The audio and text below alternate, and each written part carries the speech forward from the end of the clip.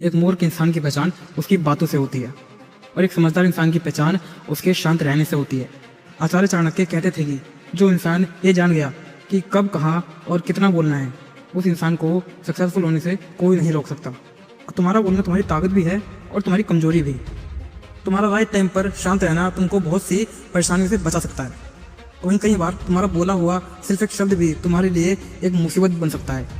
स्वामी विवेकानंद बोल के गए हैं कि शांत रहने में ही तुम्हारी असली ताकत छुपी है, क्योंकि समझदार और सक्सेसफुल इंसान को पता होता है कि कब, कहाँ और किस वक्त पर क्या बोलना है। तो इसलिए मैं तुमको साइलेंस के कुछ फ़ायदे बताऊंगा, जिससे आज इसी वक्त बल्कि अभी से तुम्हें जान जाओगे कि तुम्हें कब, कहाँ, कैसे बोलना है। और जितना बोलने की तुमको ज़रूरत है तुम सिर्फ उतना ही बोलोगे।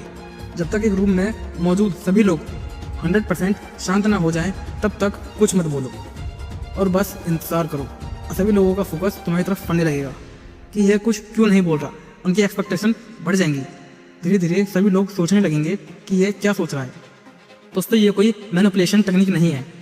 और जब तुमको लगे कि अब सब शांत हैं, जब सबका ध्यान तुम्हारी बात पर हो, तब अपना बोलना शुरू करो। तुम्हारी बात 10 गुना ज़्यादा इम्पैक्टफुल और ज़रूरी लगेगी। गौतम बुद्ध का कहना था कि बोलने से पहले अपने शब्दों को इन 3 गेट से पास होने दो। पहला, तुम जो बोल रहे हो क्या उसमें कोई वैल्यू है? क्या तुम्हारा बोलना अभी ज़रूरी है? तीसरा, क्या इन शब्दों से कोई परिवर्तन होगा या लोग इसे एक कान से सुनेंगे और दूसरे से निकाल देंगे? इन 3 गहरे सवालों का जवाब तुमको किसी से बात करके नहीं मिलेगा, बल्कि जब तुम साइलेंट स्टेट में रहोगे तब तुम्हारा फोकस इन सवालों पर जाएगा और तुम बेहतर शब्दों को चूज़ करना सीख पाओगे। साइलेंस और फोकस दोनों एक साथ आते हैं। अगर तुम सोच सकते हो तो बोल नहीं सकते, अगर बोल रहे हो तो सोच नहीं सकते। बोलना और सोचना कभी दोनों एक साथ नहीं हो सकता। जो लोग ज़्यादा बोलते हैं वो बस बोलते हैं, उनकी बातों की कोई वैल्यू नहीं होती। एक टाइम पर अलग अलग इमोशन की वजह से इंसान के दिमाग में हजारों थॉट्स गुजरते हैं। अब मैं तुमको शांत रहने के कुछ फ़ायदे बताऊँगा।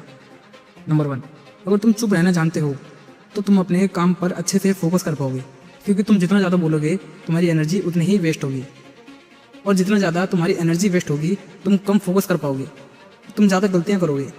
लेकिन वहीं पर अगर तुम कम बोलते हो और शांत रहते हो और लोगों के सामने आसानी से मुंह नहीं खोलते, तो तुम में एनर्जी मेंटेन रहेगी, तुम्हारे अंदर बेहतर डिसीजन लेने की पावर होगी। चुप रहने का दूसरा फ़ायदा कि सुना कैसे जाता है। सुनते तो हम वैसे भी हैं, लेकिन सुनना और ठीक से सुनना, इन दोनों में बहुत फ़र्क है। कई बार ऐसी बातें होती हैं जो सामने वाला तुमको कुछ बताना चाहता है और लेकिन तुम नहीं समझ पाते हो, क्योंकि तुम उसके शब्दों पर जाते हो, क्योंकि तुम उसके इमोशन के पीछे के इंटेंशन पर नहीं जाते हो। लेकिन अगर तुम चुप रहना जानते हो और चुप रहकर गंभीरता से लोगों को सुनना जानते हो, तो तुम उनकी बातों के पीछे का इंटेंशन आसानी से समझ पाते हो। फ़ायदा नंबर 3, जब तुम शांत रहते हो सामने वाला तुमको सुनेगा, बिकॉज तुम कम ही बोलते हो। शांत रहने से ये फ़ायदा होगा कि जब भी तुम बोलोगे तब सामने वाला तुमको सुनना चाहेगा। क्यों सुनना चाहेगा? क्योंकि तुम बहुत ही कम बोलते हो। तुमने देखा होगा कि तुम्हारे आसपास ऐसे बहुत सारे लोग होंगे जो हर वक्त कुछ ना कुछ बोलते रहते हैं, बकवास करते रहते हैं।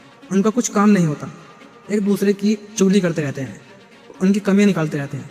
लेकिन अगर तुम उनमें से नहीं हो, तुम केवल तभी बोलते हो जब ज़रूरत होती है। तो जब भी तुम बोलोगे लोग तुमको सुनेंगे और समझेंगे और तुम्हारी बातों की वैल्यू की जाएगी।